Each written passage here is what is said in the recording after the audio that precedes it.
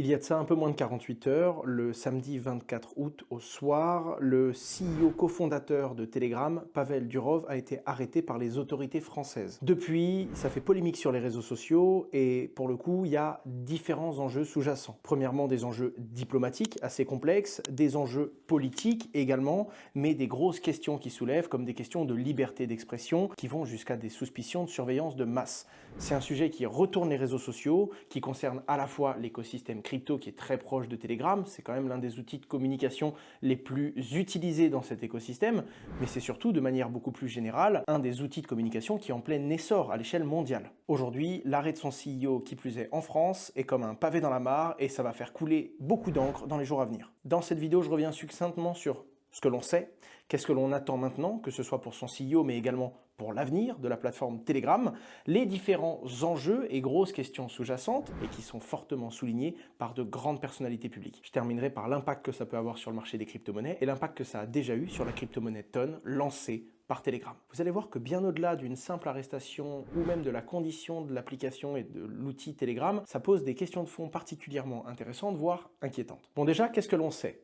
Ça s'est passé à l'aéroport du Bourget, à Paris. Il a été arrêté vers 20 h le samedi au soir, suite et en vertu d'un mandat d'arrêt des autorités françaises qui a été émis par une agence française qui s'appelle l'OFMIN. Cette agence française a eu le droit d'avoir un mandat d'arrêt suite à des infractions qui sont présumées. La particularité, et c'est au centre du débat, c'est le fait que ce ne sont pas les infractions directes de Pavel Durov, mais bel et bien des infractions commises sur la plateforme Telegram. Telegram est un outil de communication. Sur Telegram, il y a tout type d'êtres humains qui communiquent et naturellement, il y a également des gens qui en profitent pour réaliser des activités illicites. Malheureusement, comme la plupart des outils de communication ou comme la plupart des réseaux sociaux, on finit par y trouver des choses graves. Des contenus de violence sur mineurs, du recel, donc de la vente d'objets qui ont été volés, des trafics de drogue, du blanchiment d'argent, bref, j'en passe. En l'occurrence, Telegram aurait permis ce genre d'activité. Mais permis techniquement, factuellement, pas autorisé volontairement ce genre d'activité. Et c'est ça le cœur de l'enquête et le cœur du problème. Ce qui lui est reproché, c'est de ne pas avoir réussi à mettre en œuvre des moyens suffisants pour empêcher l'utilisation de Telegram à des fins criminelles, mais également un refus ou une incapacité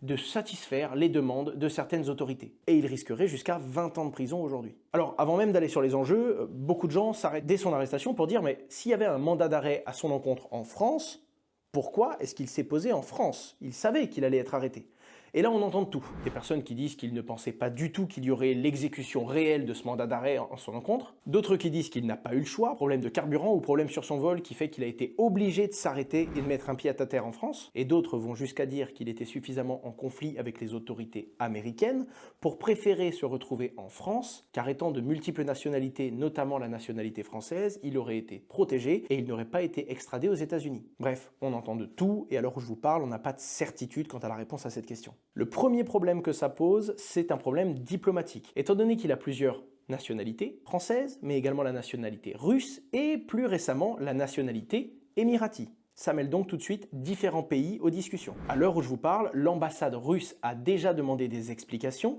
et a déjà demandé une consultation consulaire qui a été refusée par la France. Elle a monté le ton depuis et a précisé qu'elle entendait bien faire respecter ses droits. Mais sa troisième nationalité, qui est beaucoup plus récente, c'est la nationalité émirati. En effet, depuis que Telegram a été domicilié à Dubaï, il a également obtenu la nationalité aux Émirats Arabes Unis. Et il se pourrait bien qu'en plus de la Russie, il ait un soutien qui viennent donc des Émirats Arabes Unis. Bref, ça mêle beaucoup de pays au conflit et ça va donner beaucoup de visibilité sur la scène internationale parce que ça va être couvert par énormément de médias dans différentes langues et donc tout le monde va se poser ces grosses questions de fond qui, vous allez voir, tombent vite dans la philosophie et dans la liberté d'expression. Ça a suscité de très grosses réactions politiques. Quasiment instantanément, on a Vitalik Buterin, le créateur d'Ethereum, qui a pris la parole pour expliquer que même s'il avait l'habitude de taper sur Telegram pour des raisons de sécurité informatique et de chiffrement, en l'occurrence, c'est quelque chose de très inquiétant selon lui pour la liberté des logiciels de communication en Europe, ce qui vient de se passer. À côté de ça, on a carrément Elon Musk qui lance le hashtag FreePavel et qui prend la parole en disant que si toutes les plateformes qui avaient des contenus illicites méritaient qu'on envoie leur fondateur en prison, on devrait également envoyer certaines personnes comme Mark Zuckerberg, des mots relativement forts, Mais vu la taille des plateformes comme WhatsApp et comme Instagram, c'est pas surprenant. En quelque sorte, il souligne le côté absurde que ça peut avoir de tenir pour responsable le fondateur d'un outil, le créateur de ce dernier, pour tous les usages que les gens en ont. Edward Snowden, lui, a été encore plus loin. Il explique que c'est une honte pour la France, mais pour le monde entier, qu'il s'agit d'une attaque contre les droits fondamentaux de la liberté d'expression et d'association. Et il a également dénoncé l'action comme étant une forme de prise d'otage pour tenter d'obtenir des accès aux communications privées des utilisateurs de Telegram. Il dit les termes, comme il l'a toujours fait, et le dernier point qui est encore plus complexe à interpréter, c'est carrément la réaction de Robert F. Kennedy, qui était l'un des candidats à la présidentielle américaine de 2024, qui finalement a retiré il y a 5 jours sa candidature pour se ranger derrière Donald Trump. Donald Trump, qui, je vous le rappelle, a tendance à saisir toutes les opportunités pour le rajouter à son discours dans la course à l'électorat. Comme par exemple très récemment avec sa nouvelle position pro-crypto et ses annonces folles comme le fait que les États-Unis vont se mettre à acheter des crypto-monnaies, à ne plus en vendre et qu'il virerait dès son premier jour en tant que président s'il était réélu, le chairman de la SEC qui a freiner autant le développement des crypto-monnaies aux US. Rien nous dit que sur la liberté d'expression, il n'y aurait pas un nouveau coup à jouer et que ce ne serait pas une opportunité et un sujet qui tomberait sur la table au bon moment et qui serait à l'issue de nouvelles promesses électorales. En plus, ça arrive quelques mois après le fait que des développeurs aient été emprisonnés pour avoir développé une solution, Tornado Cash, qui était un mixeur de crypto-monnaies. On ne va pas rentrer dans le détail de ce qu'est un mixeur, mais ça permet d'augmenter sa confidentialité sur certains flux crypto et des développeurs ont été tenus à charge parce que des utilisateurs ont utilisé cet outil pour blanchir de l'argent. Ça a fait du bruit un peu partout dans le monde, également aux États-Unis, et c'est le genre de combat que Donald Trump aime bien porter, ou plutôt, c'est le genre de discours qu'il aime tenir en cette période électorale. En tout cas, il y a une très grosse question qui n'a pas été résolue depuis toujours et qui pose de plus en plus problème. L'anonymat, le respect de la vie privée, la confidentialité, c'est quelque chose qui est souhaitable et que tout le monde désirerait avoir et mériterait d'avoir. C'est une liberté importante dans le monde numérique.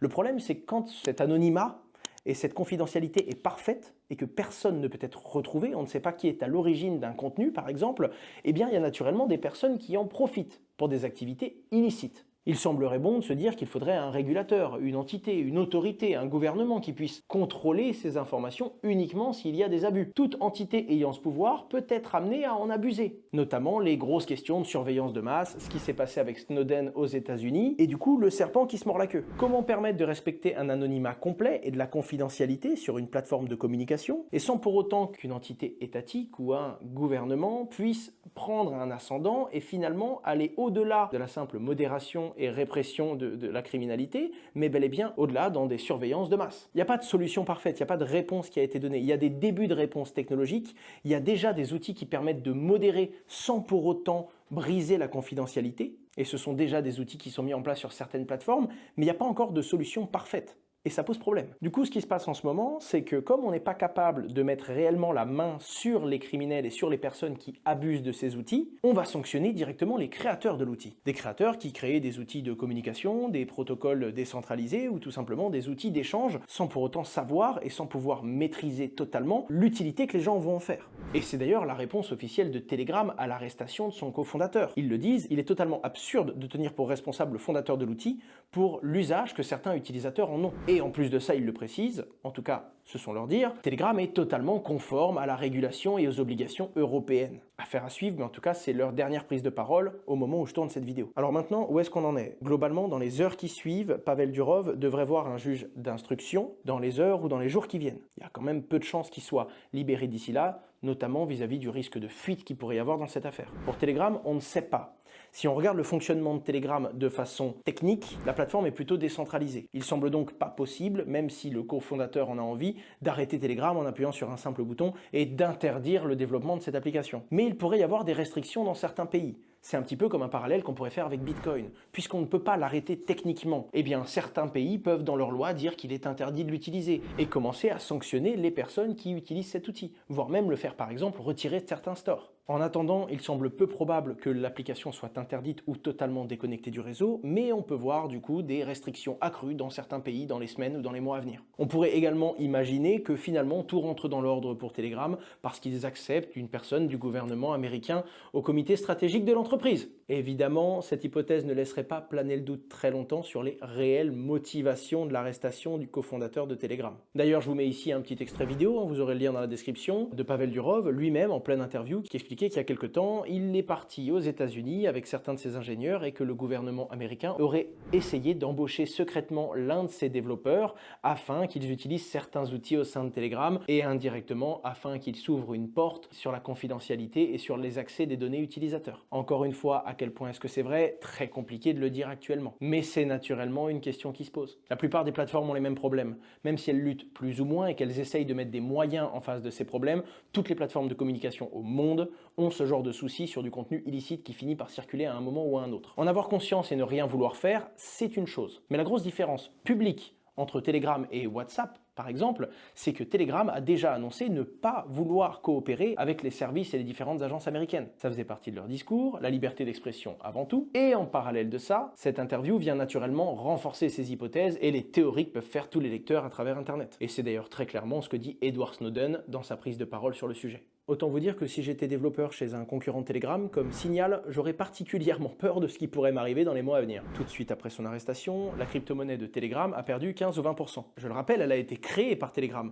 mais elle n'est plus du tout contrôlée et n'a plus aucun lien avec l'entité et l'entreprise Telegram aujourd'hui. Elle a été lancée à l'époque, mais suite à un problème juridique avec la Security Exchange Commission, le régulateur américain, Telegram a abandonné le projet. Depuis, le TON, pour The Open Network, le réseau ouvert, appartient à la communauté. Ça propose des services totalement décentralisés, de stockage, de DNS, etc.